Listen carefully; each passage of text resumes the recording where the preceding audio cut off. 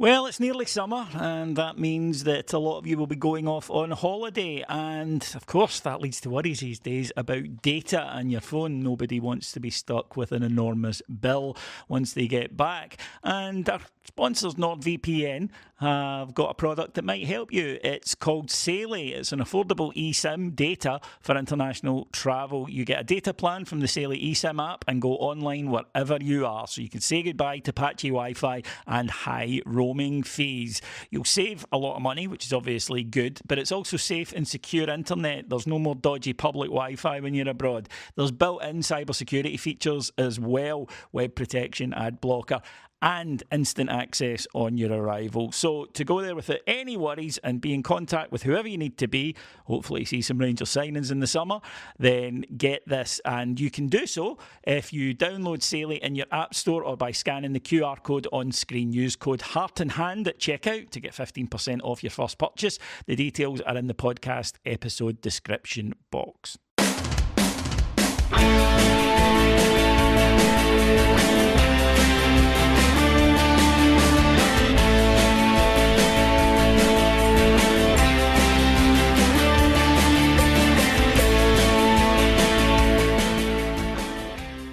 Hello everyone and welcome to Heart and Hand, the Rangers podcast. My name is David Edgar and as always I am your host, and for the first time this season I have been able to come onto one of these to discuss a victory. And while I don't like to have the same guest 2 weeks in a row, I felt after last week it was only fair to invite back David Graham onto the show so he would also get to discuss a victory. David, hello.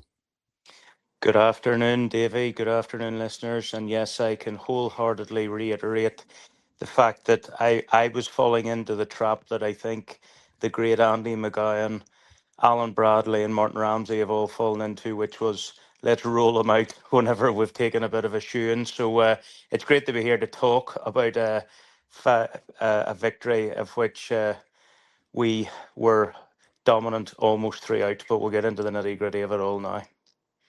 Well, to be honest, I haven't had the opportunity to bring anyone on this season where it hasn't been a podcast that was just incredibly miserable. So, you were all in that boat. Anyone I would have brought on would have been in that boat. But we went yesterday, and I think that, look, before we start, nobody is saying everything in the garden is rosy, right? Because it's natural after a victory when you've had such a bad run that you, especially a thumping victory, that you're a lot more upbeat. You know, we all enjoyed it last night. There was a lot of laughing and joking and chatting away in the group did. So straight away, I do want to caveat that. But equally, Dave, there's been so much misery about, understandable misery, that I don't think there's anything wrong that when, if you like, shafts of light appear, because it wasn't a scabbed 1-0 victory where Rangers were lucky. It was dominant. Yeah, and I think obviously that there were times, let's be honest, where, when we were sitting at 2-0, it could and probably should have been 3-0. Then obviously it went to 2-1. And it wasn't, it wasn't all rosy in the garden. But what I would say is, for the first time in a very long time, to be quite honest, I felt that we were always going to win the game. And I think it, in a way, and I know we'll discuss the next round of the League Cup in due course, but sometimes a cup competition can provide a manager with an opportunity to just kind of change the momentum, build momentum, change the narrative. And I think yesterday was a really good opportunity, and I actually think the next round, the quarterfinal, is an even better opportunity. So look, as I say, it wasn't perfect, but it was certainly a lot better than what we've been served up so far this season. Yeah, it definitely was, and I think there was a lot of pressure on the manager and on the players, but particularly on the manager, because it'd been a fairly dismal start to the season, and if we'd gone out the League Cup as well, then my goodness, then that would have been almost an all-timer. Instead, Rangers were able to get a victory, introduce some new players. Now, the interesting thing from a tactical point of view is Rangers went to a 4-3-3 yesterday. And as the manager said, it's the first game he hasn't played two up front, and yet we were far more of a threat. I have to say that the balance looked a lot better yesterday. Yeah, it for probably, with respect, the first time it looked under Derek McInnes that we knew what we were trying to do. So I think I made a comment last week where it had felt, up until yesterday, and again, listen, this isn't, listeners, us saying we've turned the corner, we're going to win the league. But I think what it is saying is we at least now can see some level of plan that was executed.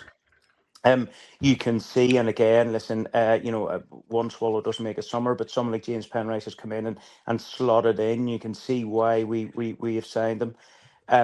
So for the first time, I think you're right. It was pleasing that you could actually see players with specific roles. Now, if I'm honest, I think someone like Chukwueze was probably overall just okay rather than being outstanding. I think Raskin has times where, to be honest, he seems to switch off. And in particular, Fernandez is, liable to, I think, what we would sort of call in the local trade a brain fart, at least twice a game. But so it wasn't all, we're not Real Madrid. But what I would say is, at least now, yes, you could see what we were trying to do, and hopefully that can start to build from Thursday night and beyond. There were a few things that I liked. The first half hour, I thought Rangers were very good as we raced into that 2-goal lead. And the things that I liked were the wide men, and this would continue. Daisuke didn't have his best game, so he went off at half time. The manager explaining that obviously he's still working his fitness. He didn't have a full pre-season, and he was at times training on his own, so he's getting up to speed, and he played a lot of football quite rapidly, so we understand that. But Curtis did it as well when he came on. Is that the wide men, every time they got the ball, Davey, they were facing up their defenders and taking them on, and they were testing them for pace, and they were trying to get by them, and the crowd responded. Because I keep harping on about this, but I can't stress this enough. Yeah, we might go, if you lose the ball, right? But we don't hold it against you. What we hold against you is if you're running, stopping, and checking inside and playing the ball back every single time. That we hold against you, because that's cowardly. That's saying, I don't want to make a mistake, so I'm just going to do the easy thing here. If you keep trying to get by, as they did yesterday, yeah, you lose the ball sometimes, you understand that, and you might get a quick groan, but that's all it will be. If you don't attempt to take your men on, if you are, as I say, continually just getting the ball, turning inside and playing it to a midfielder and nothing happens of it, you're not... if you're trying to hide in plain sight, we see when wide players are doing that. None of them did it yesterday. Every time, even McCausland when he came on, when they got on the ball, they went at their man, and eventually they just wore St Mirren down to the point where in the second half, Davey, they were going by them for fun.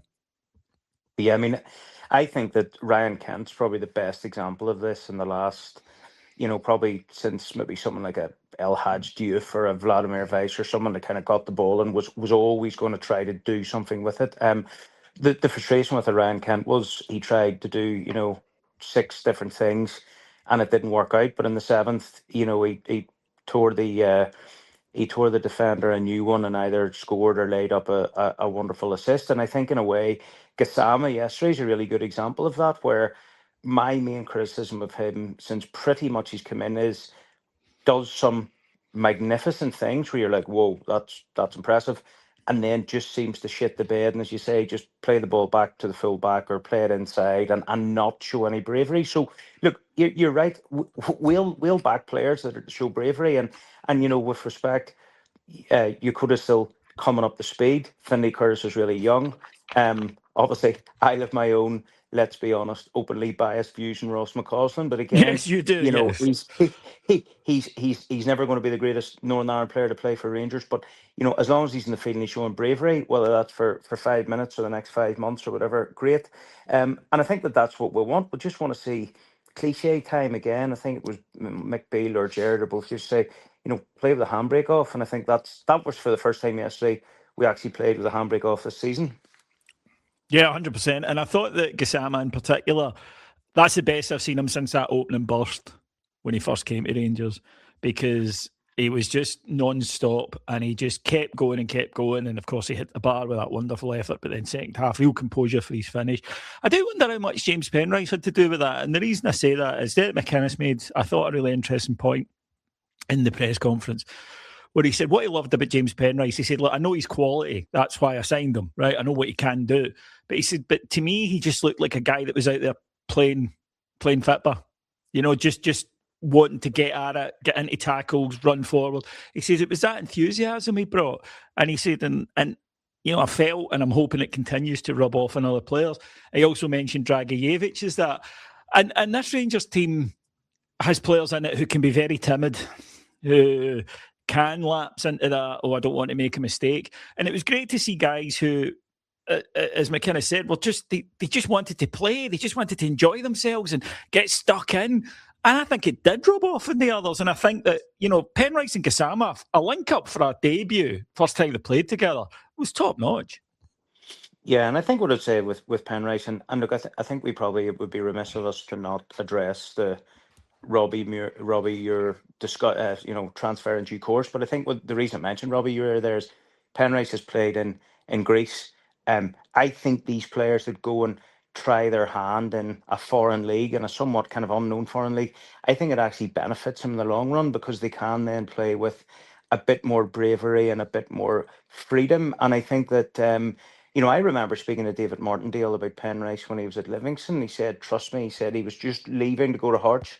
And I think from memory, actually, Matthew Clark, who a former academy player of ours, who had been at had been at Linfield for a long time, he essentially replaced Penrice. If you recall, then I think Robbie Fraser then come in to replace Matthew Clark. But I remember Davey saying to me, he says, trust me, David, he said, Hearts won't be the last place James Penrice goes. He says he's Rangers level. So look, I think that was a really sound endorsement. Ter Romans looks like, he's going to be out for a little bit of time. I think that there are now legitimate question marks over his ability to play a regular number of games. We clearly started last season with one loanee at left back who didn't really overly work out, if we're quite frank. So hopefully Penrice can come in. Hopefully he can really solidify that position. And if Romans can get back fit, I have been impressed with him when he's been fit. So hopefully that'll be proper competition in the left back, which, to be quite frank, really since Borna and Bassi was the last time there's actually any real level of competition in that particular position. Yeah, I mean, I said at the weekend, I don't mind, this is before he played, obviously, but I don't mind James Penrice signing at all, and him and Romans, competing, try to push each other on. I'm absolutely there for that. To me, that's good options. I still think we need the game changers up the park. And to be fair, Derek McKenna said the same in his press conference yesterday. But Rangers getting into a 2-goal lead, and what a goal the second one was from Vanja Dragojevic. The first goal, good work by Gassama. He then competes for the ball, the loose ball, which helps, and it falls to Ryan Nadiri, who just sort of hips it into the net, which was nice. But we always say we strikers aren't scoring goals, or they need just one to go in off their arse. Well, that one was pretty close to his backside, but it went in, which is always good. But then, Davey, we got the first of what would become a theme of the day, several interminable VAR checks. And I hate VAR. Like, I admit, I thought when it came in, this could be quite a good thing, but I hate it. I hate the way they use it. I hate how it has affected the match day experience. And I do have to ask, does anybody get subjected to the level of scrutiny that Rangers do when we score a goal? Yeah, I think that the wider issue I've got, and I think we spoke about this as recently as last week, it's the total lack of communication. And this is the problem where the whole stadium starts going silent. On our WhatsApp group, there's always sort of someone not at the game. And whoever's on the game watching the TV sort of saying what the hell's going on. Then you can get into the Wi-Fi at the stadium, etc. And literally there's this, what feels like a lifetime of total unknown. And you're right, it does. You almost feel like saying right away out for a pie and a Diet Coke here and come back when they'll be still looking at it. And it's forensics. It's like CSI when it's our goal, and then when it's the other way around, it seems to be a quick glance. Yeah, I think that for me, what the thing about that is, in terms of check, if you're spending that long going over something, you're looking for a reason to rule it out. Right. And by the way, I accept that this does happen in other games. I think it happens a lot with us, and we know the reasons why. But I think that, to me, it should be a quick couple of replays. There's nothing obvious there, so I'm not ruling this out. A minute, tops. It should only be if, right, like the fifth goal, I didn't mind the check for the fifth goal because I thought McCausland looked offside at first, right? I know you wouldn't have because it's him, and you would have thought he was miles onside. But before that world-class finish? Yes, exactly. Yes. See, I knew. But that was the only one where I thought there is obvious, I don't mind them checking that, right? Because or rather, I don't mind. It's not up to me. I understand why they're checking that. It looked offside, so of course you're going to have a check at that. But the other ones, it's like, what? Why are you doing this? And we're told that IFAB and UEFA and FIFA that we don't want microscopic, we don't want forensic investigations into goals. We just want clear and obvious. Well, for me, then it should be quick once over. No, there's nothing, right? It's a goal. Instead, if you're taking 3 minutes after every goal, you are looking for a reason to rule the goal out. That's what you're doing. You're going over everything to see if there's anything at all. And no wonder that makes us, as Rangers fans, paranoid. We had a third of the goals that we put in the back of the net last season ruled out by VAR. I mean, that's fucking ridiculous. And it's beyond statistically improbable. It really does piss you off. And obviously with the referees, we saw 2 incidents yesterday. One, a two-handed push on Nico Raskin in the box, should have been a penalty, wasn't given. Then later on, a tug of a shirt where he was trying to swap shirts with him during the game. At set piece, no penalty given. Last week against Hibs, penalty was given for that.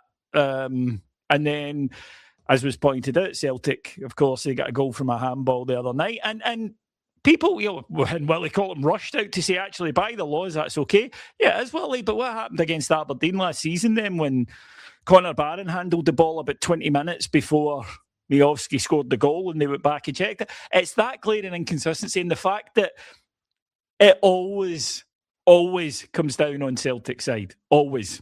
And it always comes down against us. We don't get the benefit of the doubt. They always do. I saw a great description of it as, if you flip a coin 100 times and it lands on heads every single time, would you not be checking the other side of the coin just to make sure that it actually does say tails? And that's my view on Scottish referees. I just don't believe them. No, look, I think all the trust gone.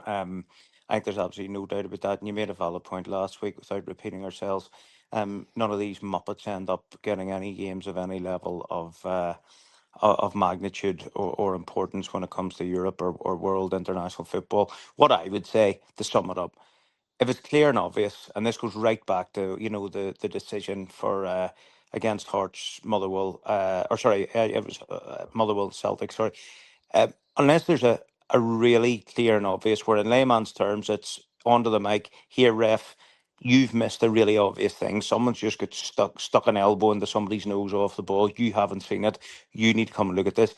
This is the problem where last week there was nothing clear and obvious about that 50-50 kind of coming together in the box. But how they then were able to come and put it into Rangers, a penalty against Rangers, I'll never know. And then this week, as you say, there's 2 incidents that aren't picked up. So, it's just the glaring inconsistency, and it's the fact of it's meant to eradicate clear and obvious errors. It's not. It's going after creating trouble. Where, as my father's always said, don't go looking for trouble because trouble will always find you. And that's that would be a very good motto and proverb for the Scottish referees to follow. Yes, it certainly would. Now, Rangers were very good in that first half an hour. I enjoyed the performance a lot. There were a couple of things that were worrying me, though. Firstly, it was that we were getting passed through in midfield far too often, and the blame of that has to go to Nico Raskin because he was continually charging after the ball.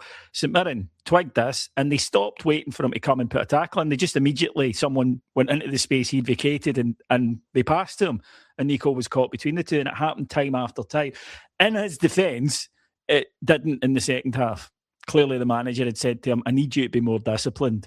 And he frustrates me because he's disciplined for Belgium. And I think what it is when he plays in Scotland, he thinks, I've cracked this, I can do all of this. And he tries to be Roy of the Rovers and tries to do everything. Whereas we need him to sit. If you're a number 6, we need you to sit. And he did in the second half, and we saw the benefit of it. The other one is defensive. Now, I have a bit of sympathy here because, again, there's another debutant in the side yesterday. McCanya's playing his 3rd or 4th game. The defence has changed constantly. So organisation isn't there yet, understanding isn't quite there yet. But the other point is Fernandes, who is going through an absolute spell at the moment. And I mentioned last week my worry with him was that his head was turned. He maybe thought he'd outgrown Scottish football, all of that. I think yesterday, looking at him, Dave, it's the opposite. I think his confidence is gone. I think it's shot. I think he knows how badly he's playing. Because I noticed a lot of the others try to G him up after mistakes rather than digging him out. We all know if you're playing with somebody who's an arrogant bastard, if he makes a mistake, you dig him out. If it's somebody that you can see is really struggling, you put your arm around them and go, come on, you're better than that. It happened. Forget it. Let's move on. And it was the latter from his teammates. So that's a real worry. Although the manager did say Godfrey should be back, maybe not this week, but definitely next week. And that would maybe help.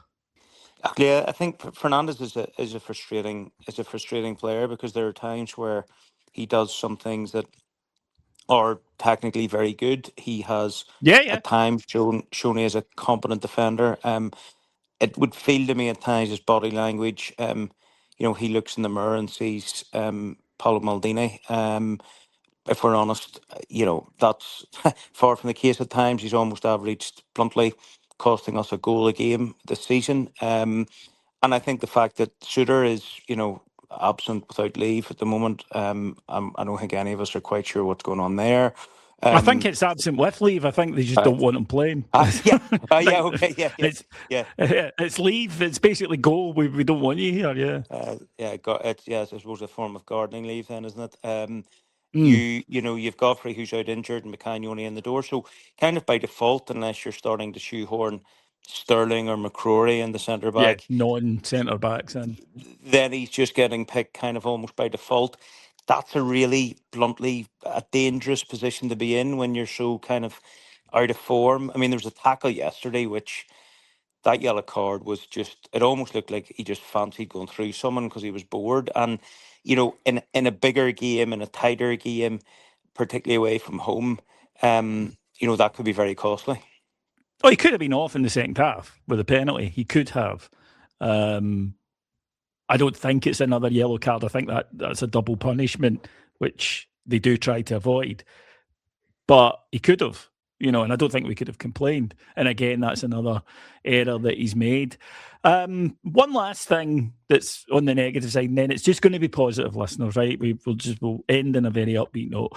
Is the manager spoke about after St Mirren scored, he said that you could see the old fragility in the team again. And one goal can't rock us like that. Because he's right, we're still 2-1 up, we're playing well, right? It's a case of we made a mistake and the boys hit a wonder goal. It was a hell of a strike, right?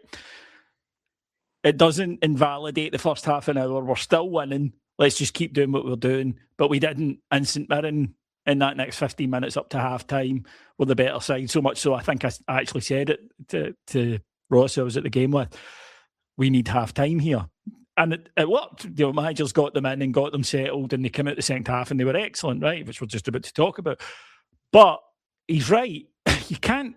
It's one goal. It's a blow, right? Oh, they're back in it. But just keep doing what you're doing. Shrug it off. And instead they didn't. And that timidity and that sort of clenched way where they start playing and they start giving the ball away and it spreads through the team. Got to eradicate that. You can't. One goal against you should not cause that every single time. And it might sound some sort of bizarre. I'm actually quite glad we conceded that goal because it did actually put us into that testing position. And I think that you learn much more in difficult times, and cliche, but you learn so much more in defeat than you do in victory. And I think that moment will be a learning for Derek McInnes and his coaching staff, where you can see the boys' body language, who stands up and who rolls your shoulders over. And I think that ultimately, as you say, look, we've got Aberdeen away, we've got 2 Old Firms September before the international break. We're going to concede goals in one. There's certainly a high chance. We can't, particularly if we concede first, shit the bed and say, all right, it's over. We've got to dust ourselves down, and we've got to learn to almost be comfortable in adversity, because I think that's been our big issue, probably with our question marks over recruitment, David, in the last number of years, where fundamentally we're looking at players who, as soon as the going gets tough, they check out. Yeah, it's just panic.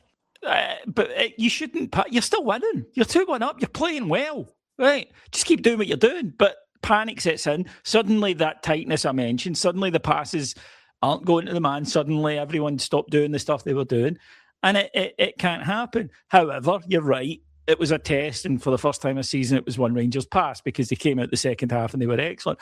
One of the things I was so pleased about in the second half, David, was, to me, apart from conceding the goal, this is how Rangers, this is how Rangers win well at home, where we go out, play at a tempo at the start, we don't play slowly, we go out a tempo, we score early, we then get the second, which is always crucial because it forces the opposition team out, and then you hit them on the break. You just continually hit them on the break because you should have better players, you should have quicker players. Second half, Rangers did that. Chukwueze, who I agree, by the way, was poor in the first half, was excellent in the second. And a big part of that is he did what he's good at. He's good at driving forward with the ball. I don't think he's a 6, right? I don't. I think he's a box-to-box midfielder, an 8 in modern parlance. And I think he showed that, and Rangers kept feeding him, and he kept going, and St Mirren couldn't handle him. But he was also helped by the wide players. Every time he ran up, Davey, there were options to the left, options to the right, and people in the box to finish. And Rangers scored another 3, could have had another 3 or 4 on top of that. They just relentlessly battered St Mirren in that spell. And it came about because, sounds simple, but we haven't been doing it. Right decisions, releasing the ball at the right time, and getting people in the box, on the flanks, giving options, making life hard for the opposition. And it was great to see. Yeah, and I think it was, as I said at the start, it was the first time in, I genuinely can't remember, probably that first half against them when we were 2-0 up from memory. Yeah.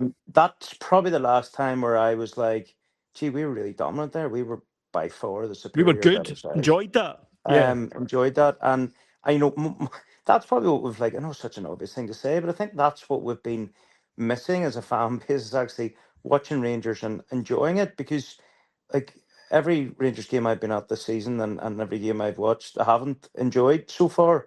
Yesterday, particularly in the second half, was the first time. So long may it continue.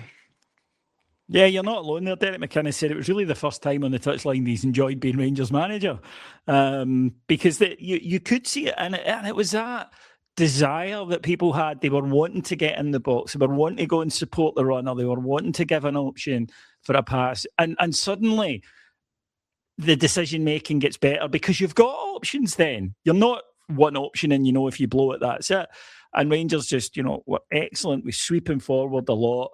And every time we broke, be it through Curtis, Gassama, Chukwueze, Raskin, Rangers were moving the ball quickly. It was one-touch passing. And a wee reminder that you can play. And as I say, I do give a lot of credit to this to Penrice, because his energy on the left was infectious. He was just a constant menace, constantly involved, delivering good quality balls into the box, but getting back once the move broke down, if it did. And I was delighted for him to be rewarded with the goal. Well, one swallow doesn't make a summer, as we know it. It's one game. It was a great win. I enjoyed it, as you say, for the first time this season. But Rangers need to build on this. It's no more than that. It's simply, if you like, the first step on the rung. And it's good that we're finally on the ladder, but it has taken a wee bit too long. Still looking for other players. As we record, there's a lot of chat about wide men. The Crozier Dewberry from Brighton being mentioned again. The Kelsey, the striker, the Venezuelan from Portland Timbers, has been mentioned again. And it does seem Rangers are willing to splash a bit of cash in this window on attacking players, David. Getting them in is going to be absolutely crucial, because we know we need options. Gassama was great yesterday, but we also need to be able to have competition there. Yakota, I think, is impressed in his brief thing here, and once he gets up to speed, I think will be a good player. But you also need that option there as well, and people who can turn games, because I think that lifts the whole side. I think if you've got a lot of these signings, I look at and I go, solid, right? That's fine, no problem with that. But what these guys need are the 3 or 4 players in the side that they go, if I do my job, we will win because he's there. and I know he'll do something or he'll do something. That was, again, to go back, Walter's teams would generally have 8 solid lads in it that were hard workers and would do their shift, and 2 or 3 guys that would win games. And I think it gives the rest of the side that extra 10% in the legs, because they know if I do my bit, he's going to win us the game. And those are the guys we still lack.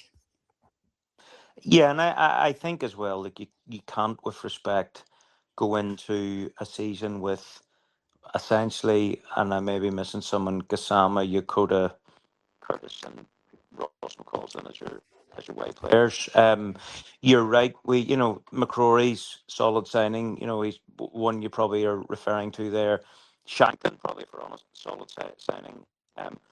What and where you're really looking for is that kind of game changer. And I said I've already mentioned them in this pod, but people like a Diouf or a Vladimir Weiser, someone that one of the real challenges I felt that particularly in old firms where we had someone like Mikey Moore last year who was that type of player, but when he was getting tired or had been kicked up and down the park, you'd nothing in the bench. Like there was times where we literally had nothing on the bench. And I think if you're going to mount anyway close to a title challenge, it needs to be done with a squad. Squads win leagues. There's no doubt about that. And as I say, I think bluntly, I think we're still 4 to 5 quality signings of being in a position to. Well, by Derek McInnes' own admission Thursday night, we're not ready for Europa League. So in my view, Yeah. that would suggest we're still significant. And that was him in a way without trying to analyse his comments too deeply. I think that was him saying, listen, you're going to have to give us more if you're expecting more out of us, bluntly. Yeah, it's true. It's a fact. You need to get the players in that can be game changers. Now, of course, we've drawn Celtic at home in the cup, and that, of course, set off a firestorm of excitement on the other side of the city. Would they get the full Broomloan? Now, first of all, there are no rules in place for this. This is not the Scottish Cup that suggests that Rangers have to acquiesce to this. And from what I can gather, Rangers would be in no mood to acquiesce to it anyway. I do think they'll be offered. I do think they will be offered because we've got the league game the next week, and Rangers would want to take an away to that. But it will be the usual allowance. It'll be the 2,500. I stand by that. They're never getting the full Broomloan again. It's just not going to happen, no matter how much they whine and moan about it. I think Rangers' view was, why cause more hassle for themselves just to fit Celtic fans into the ground? Yeah, well, look, I think there's no doubt, and the obvious thing, right? So the heart, and all Rangers fans will be saying is they owe us X amount for their graffiti, their Damage. defacing the stadium, the damage. Um, you know, uh, we could, and there's a school of thought that would say, Andrew Kavanagh, that there's a way of garnering some support with the fans is basically just to stick 2 fingers up them and say, until you pay your bill, none of you are getting in. There is an obligation to allow a certain amount No, into the director's box, and I think that's fair. yeah. The issue, of course, is that they could turn around and say, "Well, that's dead on. No one's coming in next week to the league game," which in a way you can get into that debate, but essentially they'll be able to get one of their mates, whether it be in the SFA or the police or someone, to say, "Oh yeah, we can't guarantee safety," or some other nonsense, or have us in from 6 o'clock in the morning or some crap. So in a way, you don't want to end up robbing Peter to pay Paul, which look, not letting them having any fans in our ground, we've seen, it make a big difference. We've seen it maybe not make as big a difference. So for me, I think that, there's no doubt we are in a strong position because we haven't damaged their stadium. They have damaged ours. And I think that if the narrative is set to say, well, Celtic, you owe us money, and until you pay us money, you'll not be getting us any tickets. And actually, if you're going to reciprocate that, you're being totally unreasonable, because we are doing this not because you're our arch rivals. It's because actually you owe us money. So therefore, why should we allow you in? That's like actually saying, I own a restaurant. You walk out without paying, or you wreck the place. You don't pay your bill, and then you come in and expect me to feed you the next week. That's not how the world works. So I think it is a good opportunity to be strong. However, I will also recognise that knowing how duplicitous these people are, we've got to think of the unintended consequences down the line for us and the players especially. Yeah, no, absolutely. But yeah, I think it's a total non-starter.